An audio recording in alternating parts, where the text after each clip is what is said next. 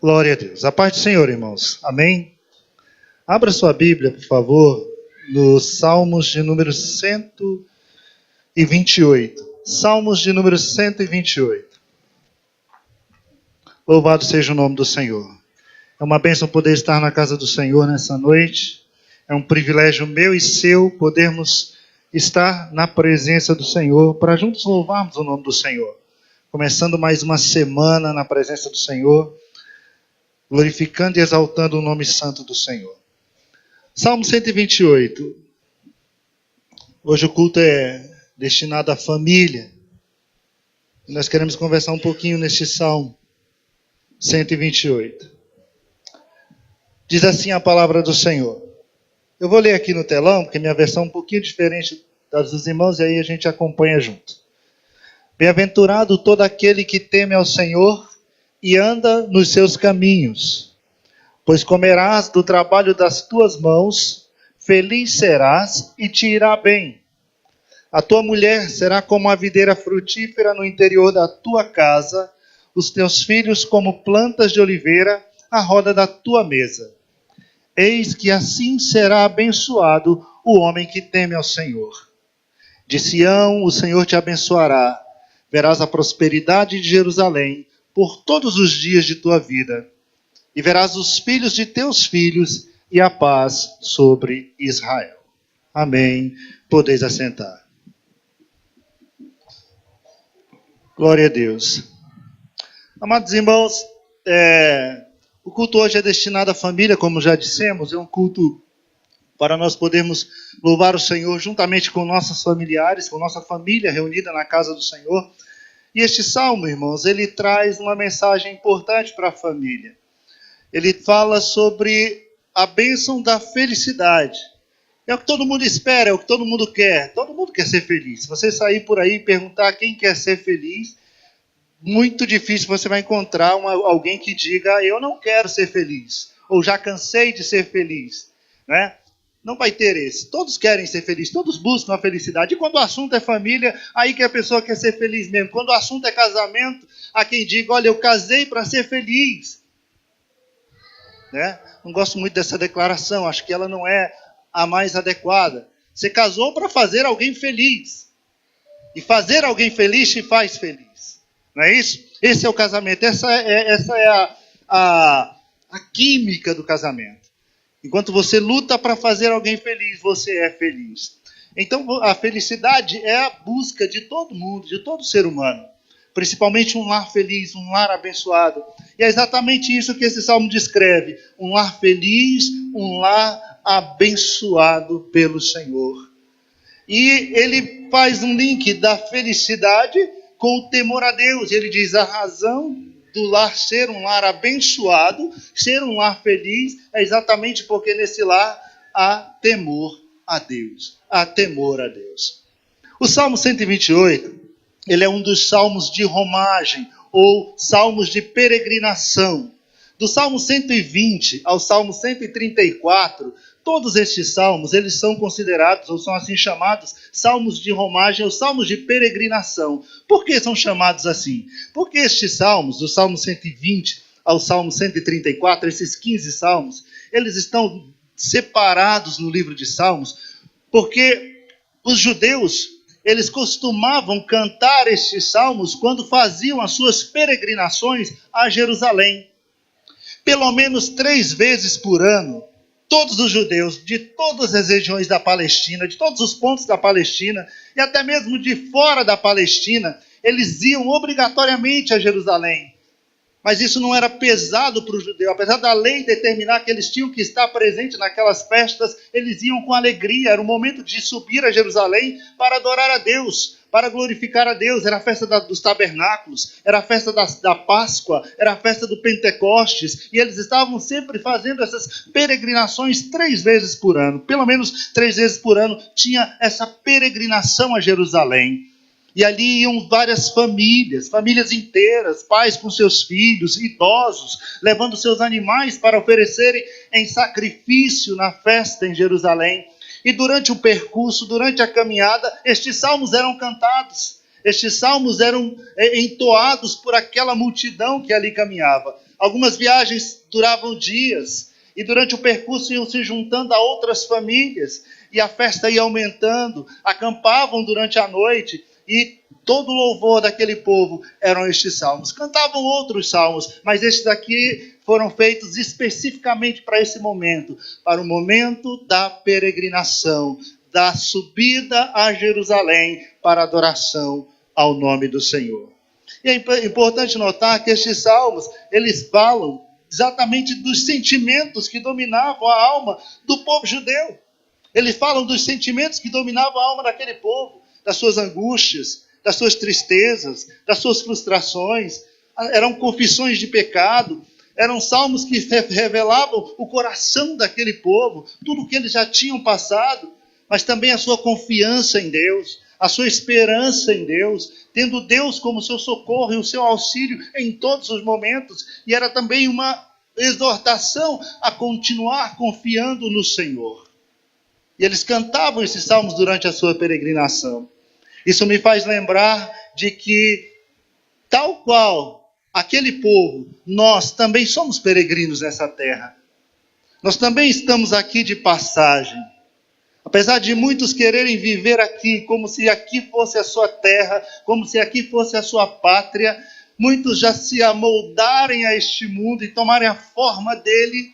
A palavra de Deus, ela nos adverte que nós não pertencemos a esta terra. O apóstolo Paulo, quando ele escreve em uma de suas cartas, ele diz: a nossa pátria está nos céus, de onde aguardamos o Salvador.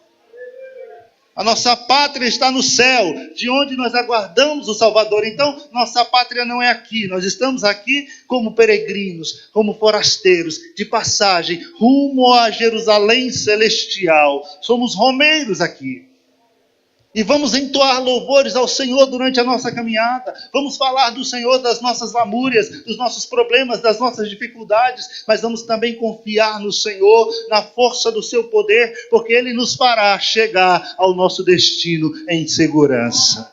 Aleluia! Nessa nossa peregrinação. Glória a Deus. O Salmo 128, como já dissemos, ele fala da felicidade daquele que teme a Deus. A felicidade daquele que teme a Deus. E ele descreve uma vida abençoada. Ele descreve alguém que desfruta da bênção de Deus, exatamente porque tem uma vida de temor e de obediência a Deus e a sua palavra. Veja que as bênçãos que estão descritas nestes salmos, se você observar, versículo 1, ele vem e faz a declaração: bem-aventurado aquele que teme ao Senhor e anda nos seus caminhos. Versículos 2 até o versículo 4, ele descreve as bênçãos que são decorrentes dessa declaração. Entendeu? Ele diz: comerá dos frutos do seu trabalho, será feliz, será próspero, tua mulher será como uma videira frutífera à roda da tua mesa, teus filhos como brotos de oliveira à roda da tua mesa. Eis que assim será abençoada a pessoa que teme ao Senhor. Descreve as bênçãos de Deus. No versículo 5, ele faz uma oração para esta pessoa. Ele diz: o Senhor te abençoe desde Sião, para que contemples a prosperidade de Jerusalém todos os dias da sua vida, que alcances a felicidade dos teus filhos, dos filhos de teus filhos, e veja a paz sobre Israel. Essas bênçãos não são para todos. Essas bênçãos não é para qualquer pessoa. Não são para qualquer pessoa. Essas bênçãos são para aqueles que temem ao Senhor e andam nos seus caminhos. Mas talvez você olhe para mim e diga assim: não, pastor, mas eu conheço pessoas que não temem a Deus, mas que têm um casamento abençoado, têm um casamento bom, um casamento feliz, têm um bom emprego, tem sua casa, tem seus filhos e vive muito tempo, mas também não teme a Deus.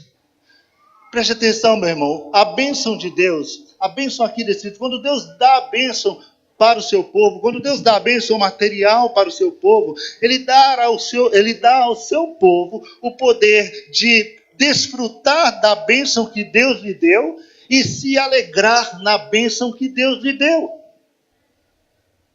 Não é só a bênção em si, mas é o poder de você poder desfrutar de tudo aquilo que Deus te dá e você poder se alegrar em tudo aquilo que Deus te concede. Veja bem, quando você lê o livro de Eclesiastes, você encontra Salomão. Salomão tinha tudo que um ser humano podia querer ter nessa vida. Era um político bem-sucedido, era um rei, um grande governante de uma nação que crescia e tinha paz.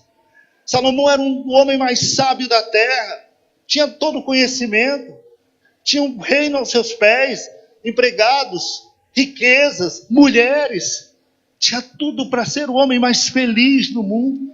E quando ele escreve Eclesiastes, no fim dos seus dias, ele olha para tudo e ele diz, tudo isso aqui é vaidade. Tudo é vaidade de vaidade. Tudo isso é vaidade. É como se ele estivesse dizendo, olha, isso aqui não me traz alegria, isso aqui já não me dá mais prazer, eu não tenho prazer nessas coisas. E assim vivem muitas pessoas. Tem tudo, tem todos os recursos, mas não tem prazer naquilo que tem, não se regozija, não se alegra naquilo que tem. Mas o crente é diferente, ele é abençoado pelo Senhor. E ainda que seja pouco que ele tem, ele se regozija e ele se alegra no pouco que ele tem. Porque ele sabe que o pouco que ele tem é a bênção de Deus para a sua vida. Ele reconhece a bênção de Deus no pouco que ele tem. E ele sabe que aquilo que ele tem foi Deus que lhe deu. E Deus vai dar a ele a oportunidade de desfrutar de tudo que ele tem. Seja muito, seja pouco. Se Deus te deu muito, ele vai te dar o prazer de desfrutar do muito que ele te deu. E de se alegrar no muito que ele te deu. Porque você serve a Deus, você teme a Deus e você tem a bênção de Deus. A bênção de Deus é para aqueles que temem ao Senhor. Aleluia. Para aqueles que temem ao Senhor.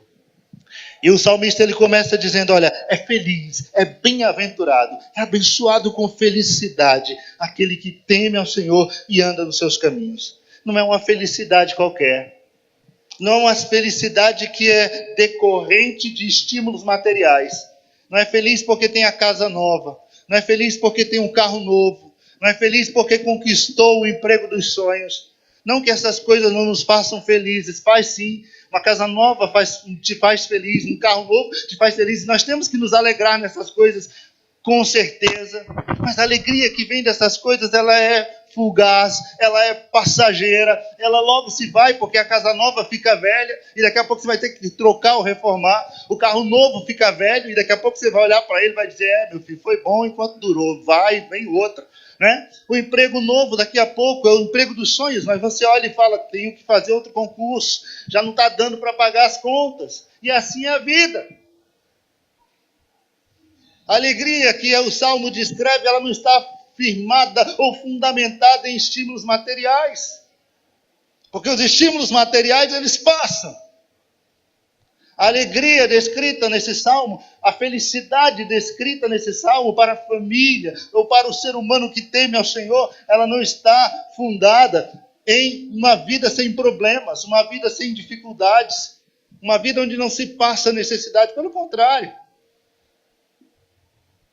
A alegria que aqui está descrita, ela está fundamentada, ela está fundada em coisas espirituais. Ela é fruto de um relacionamento com Deus. Ela é fruto de um relacionamento com Deus. E neste caso especificamente, o relacionamento é uma vida de temor a Deus e uma vida de obediência à sua palavra. Andar em seus caminhos.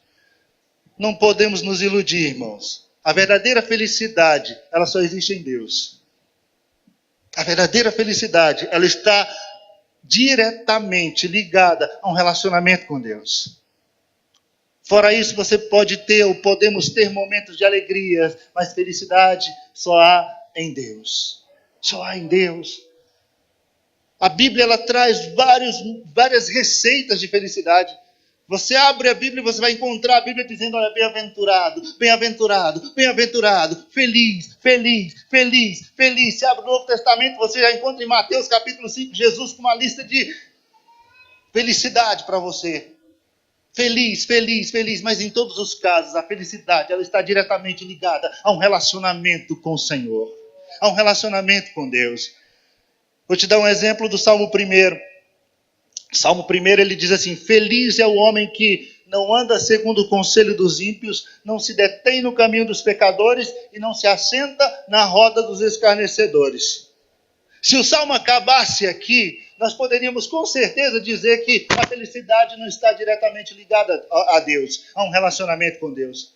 Se o Salmo terminasse aqui, porque você vai olhar para mim e vai dizer, eu conheço pessoas que são assim, elas não andam com pessoas más, não se juntam com pessoas malignas, com pessoas, uma pessoa séria, uma pessoa honesta, uma pessoa que cumpre o seu dever, cumpre as suas funções de marido, de esposa, de filho, de pai, trabalha, paga seus impostos, não se envolve em nada errado, tem sua vida, sua casa, sua família, não anda segundo o conselho dos ímpios, não se detém em caminho dos pecadores, não se assenta à roda de escarnecedores. Essa pessoa, ela pode alcançar a felicidade longe de Deus. Mas o Salmo não termina aí. O Salmo diz que essas coisas não devem ser feitas, mas ele diz que é não fazer isso, mas também fazer a outra parte do Salmo, que diz, antes tem o seu prazer na lei do Senhor, e na sua lei medita de dia e de noite. Então a felicidade ela é fruto disso, de não fazer o que o Salmo diz que não deve ser feito, mas também de praticar aquilo que o Salmo diz que deve ser praticado. Ter prazer na lei de Deus é olhar para a palavra de Deus e ver nela a vida eterna, e ver nela luz para o caminho, lâmpada para os pés, e dizer, eu amo a palavra do Senhor, eu amo a tua lei, ela me alimenta todo dia, eu tenho prazer na lei do Senhor. E o prazer não é só de ler, é de ler e viver conforme a lei do Senhor. Então a felicidade ela está diretamente ligada a isso, a um relacionamento com Deus. A um relacionamento com Deus. E o salmista diz, olha, o relacionamento com Deus aqui é uma vida de temor ao Senhor. Temer a Deus, meu irmão. Você já sabe, não é, aqui nesse contexto não é ter medo de Deus. O salmista não está dizendo que seria ter medo de Deus. Não é olhar para Deus e vê-lo como um carrasco, um juiz implacável e sem misericórdia. Não é o temor que teve Adão depois de haver pecado. Porque Deus, quando chega no jardim, após o homem haver comido do fruto que Deus disse para que ele não comesse, ele procura pelo homem e o homem está escondido. E quando Deus diz para Adão, por que você está escondido? Ele diz, eu ouvi a tua voz no jardim e temi. E tive medo. Eu tive medo de Deus. Não é esse medo que está descrito aqui. Não é esse medo ao qual o salmista se refere. Porque esse medo aqui é ruim.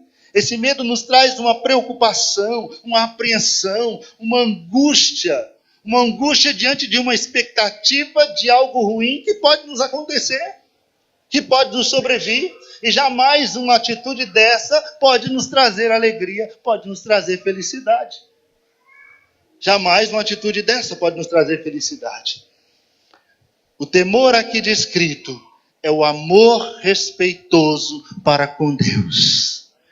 É um amor para com Deus, mas é um amor respeitoso, reverente, que reconhece Deus como Deus, santo, poderoso, Pai de todas as coisas, Criador de todas as coisas, Senhor sobre todas as coisas. O ama porque sabe que foi amado pelo Senhor.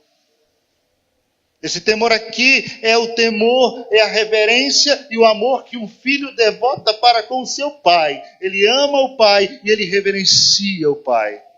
É desse amor que o salmista está falando. Aquele que vive dessa forma diante de Deus. Ele tem um amor reverente, um amor respeitoso para com Deus. E esse amor reverente, esse amor respeitoso, ele se reflete, ele se revela, ele se mostra através de uma vida de obediência a Deus. De uma vida de obediência à palavra do Senhor. Ele diz, teme ao Senhor e anda nos seus caminhos. Esse é o temor. É assim que tem que ser a vida cristã. Eu temo a Deus, eu amo a Deus, eu reconheço como Deus e eu obedeço. Eu me curvo diante da sua vontade. Eu me prostro diante da vontade deste Deus Todo-Poderoso. O Senhor Jesus, ele disse assim lá no Evangelho de João, capítulo 14, versículo 21. Aquele que tem os meus mandamentos e os guarda, esse é o que me ama. Aquele que tem os meus mandamentos e os guarda, esse é o que me ama. Então o amor a Deus, ele se revela numa vida de obediência. O temor a Deus, ele se mostra, ele se revela numa vida de obediência a Deus. De obediência à palavra do Senhor. O salmista diz, o pastor Lutero leu aqui no início o Salmo 111, o último versículo, versículo 10, ele diz assim, que o temor do Senhor é o princípio da sabedoria. Uma vida sábia, ela começa exatamente aí, em amar a Deus, reconhecendo-o como Deus, honrando-o como Deus, respeitando e reverenciando-o como Deus. Como Deus. Aleluia. O Senhor um dia olhou para a nação de Israel e disse, vocês me chamam de pai, vocês me chamam de Senhor. Se eu sou pai, onde está a minha honra? O temor a Deus é esse amor respeitoso, que reverencia a santidade de Deus. Ele se curva à sua vontade em uma vida de obediência a Deus. Uma vida de obediência à vontade de Deus e à palavra do Senhor. O temor a Deus, ele traz o reconhecimento da soberania de Deus e do seu senhorio absoluto dentro do lar. O lar onde há um temor a Deus, a família onde há um temor a Deus, há um reconhecimento da soberania de Deus e do senhorio de Deus sobre todas as coisas. Há um curvar-se diante da vontade e do querer soberano de Deus. E a partir do momento que eu reconheço a soberania de Deus e o senhorio de Deus dentro da minha casa, dentro do meu lar, sobre a minha vida, eu me submeto à sua vontade. Eu reconheço também, nesse momento, a minha total dependência de Deus. Se Ele é Senhor sobre todas as coisas, se Ele é Senhor absoluto, eu como servo sou inteiramente, totalmente dependente do Senhor. Totalmente dependente do Senhor. Tal como o servo depende do seu Senhor, diz o salmista, assim eu dependo de Deus, assim é minha dependência do Senhor. Nós nos colocamos na total dependência dele. Eu começo a entender que ele é soberano e a minha casa depende dele, o meu lar depende dele. É como diz o Salmo 127, no versículo 1, quando o salmista diz, se o Senhor não edificar a casa, em vão trabalham aqueles que a edificam. Se o Senhor não guardar a cidade, em vão vigia a sentinela. Ou seja, todo esforço humano fora da bênção de Deus, ele é inútil. Nós precisamos da bênção do Senhor. Nós dependemos do Senhor. Nós dependemos da bênção do Senhor. E é esse reconhecimento que o temor a Deus nos traz. Da soberania de Deus, do senhorio de Deus e da minha dependência do Senhor. Eu dependo de Deus. Minha família depende de Deus, meu lar depende de Deus, meus filhos dependem de Deus, tudo que eu fizer na minha casa, eu preciso da orientação de Deus, da direção de Deus, eu preciso apresentar diante dele meus planos, meus projetos, tudo aquilo que eu pretendo fazer, para que o Senhor possa estabelecer segundo a vontade dele, porque na minha casa quem manda é Deus. O temor a Deus nos leva a pensar assim, nos leva a ter essa atitude, a olhar para Deus dessa forma e reconhecê-lo como Senhor sobre todas as coisas dentro do nosso lar. E reconhecer que não podemos dar um passo sem a direção de Deus. Não podemos dar um passo sem que Deus esteja à frente e nos dê a direção a seguir. O salmista, ele diz que além do temor a Deus, é necessário para que se tenha um lar feliz e abençoado, que se busque andar de acordo com a vontade de Deus, se busque viver de acordo com a palavra de Deus, busque andar nos caminhos do Senhor. Buscar conhecer a vontade de Deus para o lar, buscar conhecer a vontade de Deus para a família. E todos nós sabemos que a vontade de Deus, ela está expressa na palavra de Deus. A vontade de Deus para o lar, a vontade de Deus para a família, ela se expressa na palavra de Deus. O manual da família feliz chama-se Bíblia Sagrada. O manual da felicidade dentro de um lar chama-se Bíblia Sagrada. Fora daqui não há como você ter felicidade. Eu já ouvi isso muito em muitos casamentos que fui, até em casamentos que eu celebrei, eu também já falei, já usei esse exemplo, né? Que quando você compra um eletrodoméstico, você usa o manual da loja que você comprou o eletrodoméstico, não é? ou da fábrica, ou do fabricante do eletrodoméstico. Por exemplo, comprei uma geladeira Brastemp. Não adianta eu querer usar o manual de uma geladeira que talvez seja o mesmo modelo, mas é da Consul. Não foi a Consul que fabricou a geladeira. Quem pode falar sobre aquele eletrodoméstico é quem fabricou o eletrodoméstico, quem criou, quem fez, quem dita as normas, quem diz como é que ele funciona, como eu devo utilizá-lo, para que ele serve, qual o uso que eu não posso fazer dele. É quem fabricou, é quem criou, quem fez. E não adianta eu pegar outro manual ou buscar em outro lugar, porque eu não vou achar o que eu preciso para poder ter um bom uso e um bom aproveitamento daquele eletrodoméstico. Eu tenho que ir ao fabricante, eu tenho que buscar no fabricante. Com casamento, meu irmão, não é diferente. Quem criou o casamento foi Deus. Quem estabeleceu a família foi o Senhor. Então quem traçou o caminho para a família ser feliz foi Deus. Quem estabeleceu as regras para o casamento foi o Senhor. Quem estabeleceu normas foi Deus. E quem deseja a bênção para o teu lar e para o meu lar é Deus.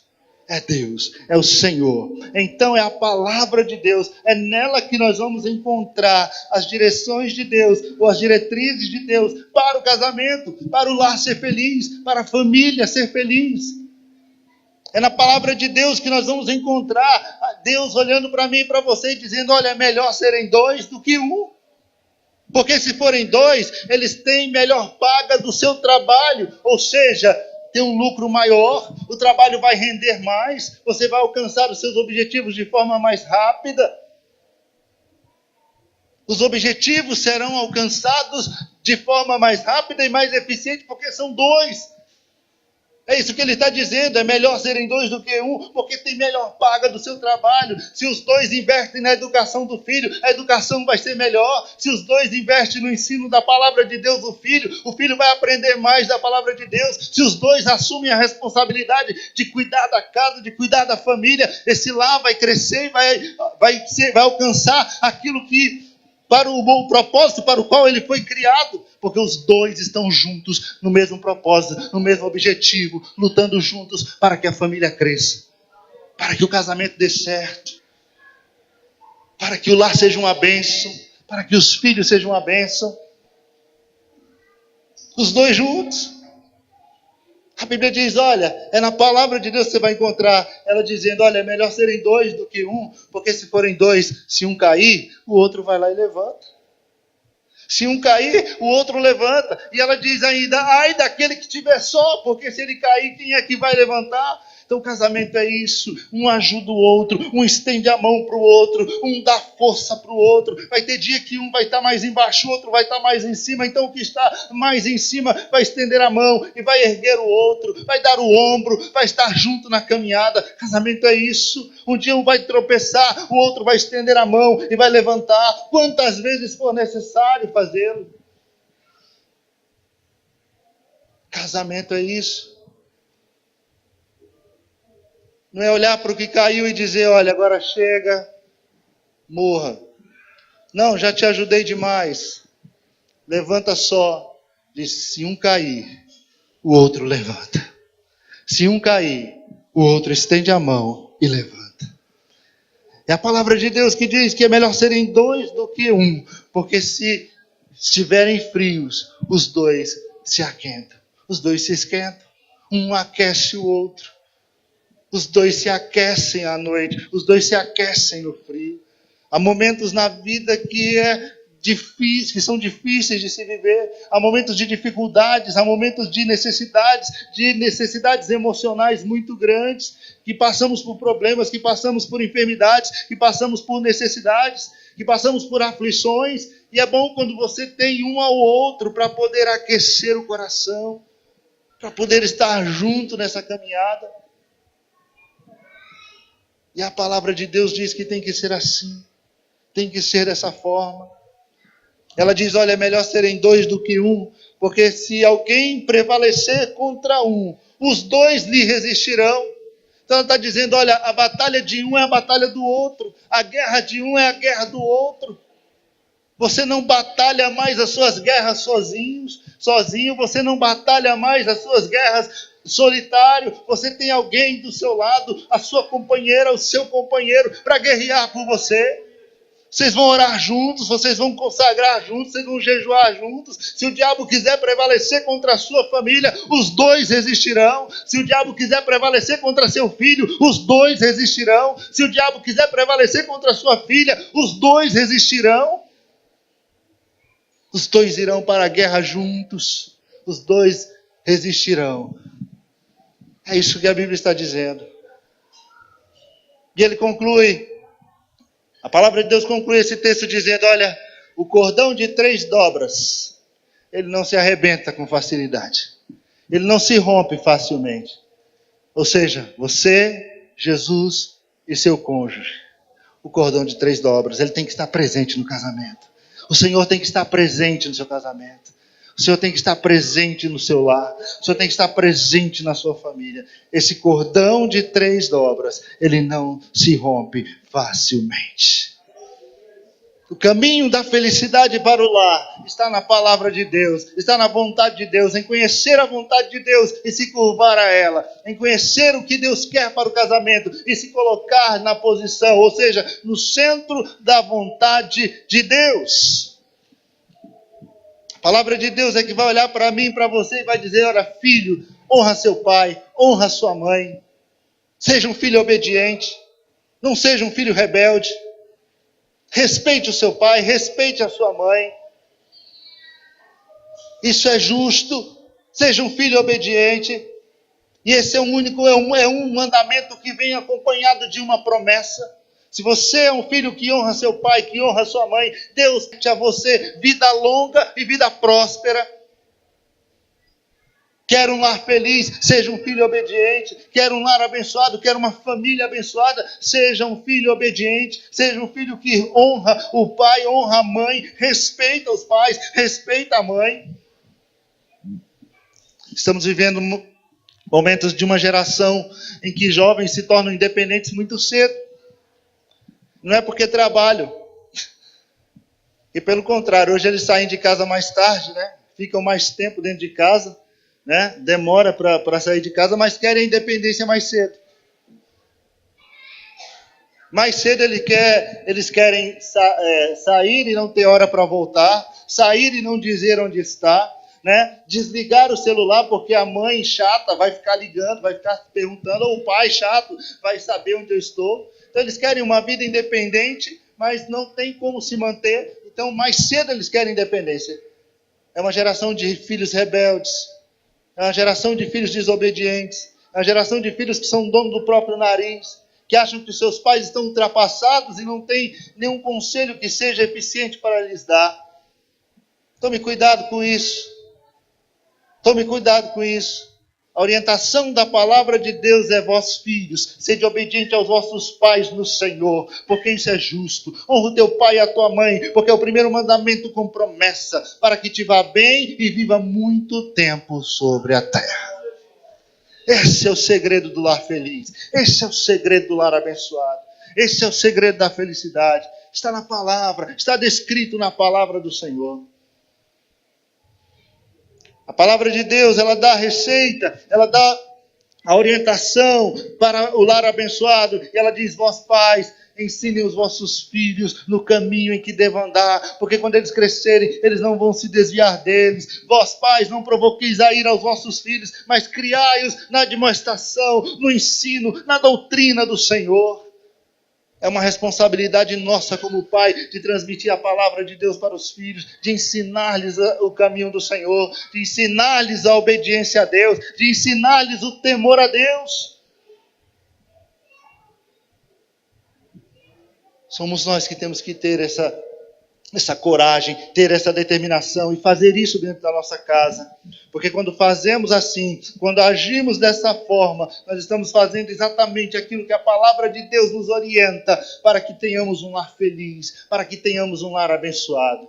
A Bíblia diz, ensina a criança, porque quando ela crescer, ela não vai se desviar do que você ensinou, do que você mostrou, do que você falou, do que você orientou para ela.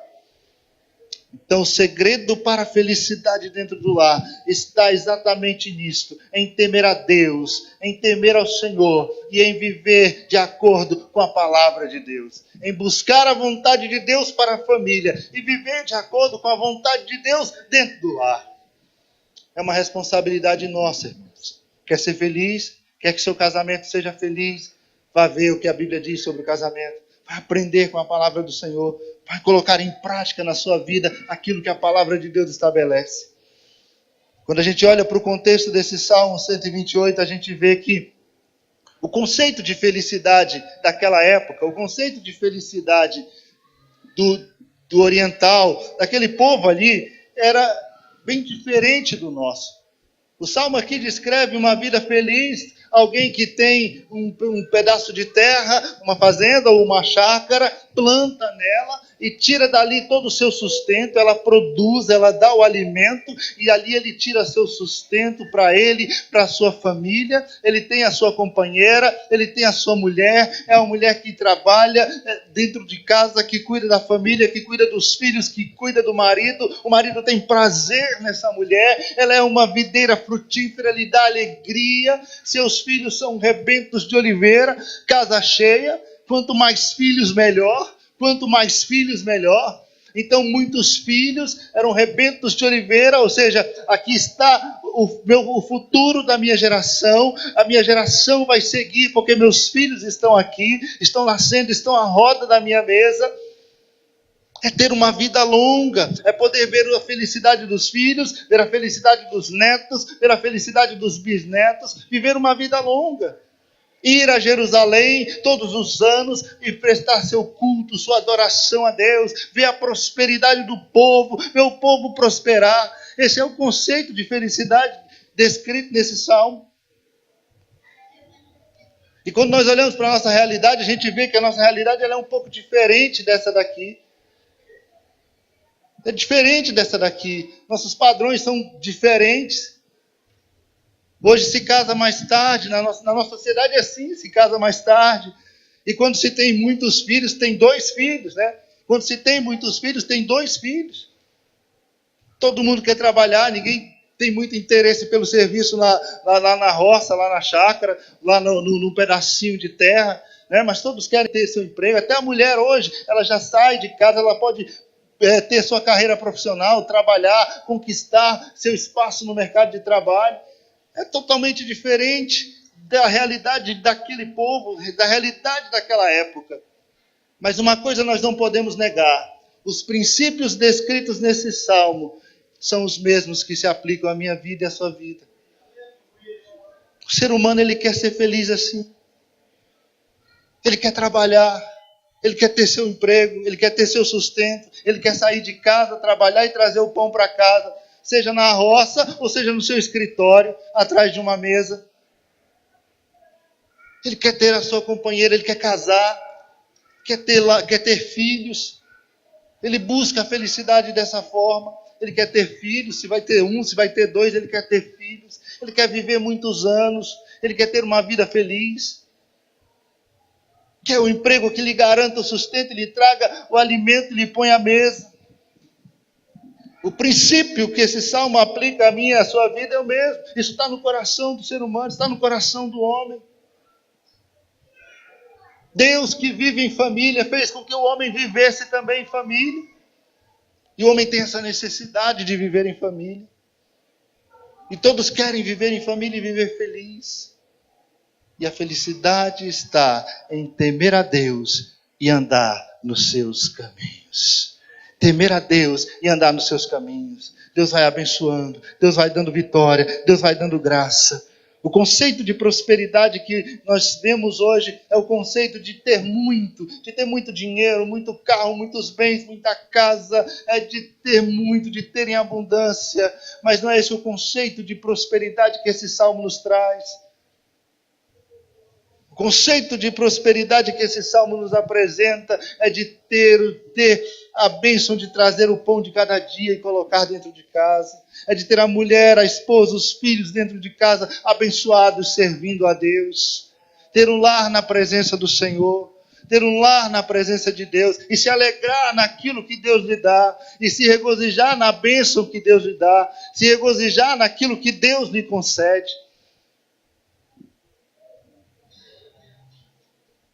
A palavra de Deus, ela nos orienta exatamente a buscar em Deus a felicidade para o nosso lar, a felicidade para a nossa família. Somente em Deus nós conquistaremos, somente em Deus nós alcançaremos. O lar feliz, o lar abençoado, é o lar onde há um homem que teme a Deus, onde há mulher que teme a Deus, onde há filhos que temem a Deus. A palavra de Deus diz que a mulher que teme ao Senhor, esta será louvada. Essa será louvada. Diz que aquele que teme ao Senhor e anda nos seus caminhos, o Senhor o abençoará. Então o segredo de um lar abençoado, o segredo de uma família abençoada, é amar a Deus sobre todas as coisas. É entregar sua vida totalmente a Ele e a sua vontade. Entregar sua casa, seu lar, sua família, seus filhos ao Senhor. É de buscar a vontade de Deus expressa em sua palavra para dentro da sua casa, para dentro da sua família e viver de acordo com a vontade do Senhor. E essas bênçãos virão. Deus vai te abençoar. As portas vão se abrir. Deus vai te dar a vitória. Seu lar vai ser uma bênção. Seus filhos serão uma bênção. Sua família será uma bênção. As dificuldades, irmãos, elas vão aparecer, elas vão estar sempre aí. Mas a gente tem um Deus que supre todas elas. O salmista diz, muitas são as aflições do justo, mas o Senhor o livra de todas. O Senhor o livra de todas. Amém? Glória a Deus. Fique de pé nesse momento. Eu quero orar por você. Quero orar pela sua casa. Glória a Deus. Vou pedir para os meninos que tocam me auxiliar aqui.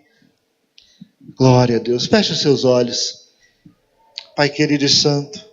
Muito obrigado, Senhor amado, pela Tua palavra nessa noite. Muito obrigado porque o Senhor falou aos nossos corações neste Salmo 128. Obrigado, Senhor amado, pela bênção, ó Deus amado, que o Senhor tem dispensado sobre as famílias da Tua casa. Senhor, nos concede lares onde haja temor a Ti. Faça com que em cada um dos nossos lares, no meu lar, no lar do meu irmão, haja temor a Ti. Haja uma preocupação em trazer para dentro da nossa casa a Tua palavra, em viver conforme a Tua palavra, em viver em obediência à Tua palavra, em Te conhecer, ó Deus, e Te, ó Deus amado, servir, Te adorar, Senhor, Te servir com reverência e temor, Te servir, ó Deus, reverente, de modo reverente diante da Tua santidade. Haja em nossas casas, haja em nossas famílias com mudança, com transformação. Deus, restaura a sorte no lado do meu irmão, restaura a bênção no lado do meu irmão, retira tudo que não é teu, tudo que não te agrada, converte o coração dos pais aos filhos, coração dos filhos aos pais, nos dê filhos obedientes, ó Deus, nos dê filhos que temem ao Senhor, filhos que te sirvam, ó Deus, com integridade de vida e de coração. Ajude-nos, Deus, a criá-los na demonstração do Senhor, a ensiná-los a Tua palavra, nos capacita, nos dê sabedoria, nos direciona na criação dos nossos filhos, na orientação dos nossos filhos, faz-nos sacerdotes dentro do nosso lar, e possamos exercer o sacerdócio, do nosso sacerdócio dentro da nossa casa, dentro do nosso lar, diante da nossa família. Pai Santo, abençoa cada lar nessa noite aqui representado, cada família, vê a dificuldade, vê a necessidade, supre, ó Deus, segundo as Tuas riquezas, entra com provisão, abre portas de emprego, Senhor, providencia, Deus, para o Teu filho, para a Tua filha, a bênção que ele veio nessa noite buscar, que o coração dele anseia, segundo a Tua vontade, segundo o Teu santo propósito, segundo a Tua direção, em nome do Teu Filho amado Jesus Cristo. Amém, Senhor. Amém. Canta comigo assim. A bênção do Senhor está sobre mim, sobre todos os meus, o seu favor. Nenhuma maldição chegará ao meu lar, na minha mesa o pão não faltará. A bênção bênção do Senhor está sobre mim. Sobre todos os meus, o seu favor.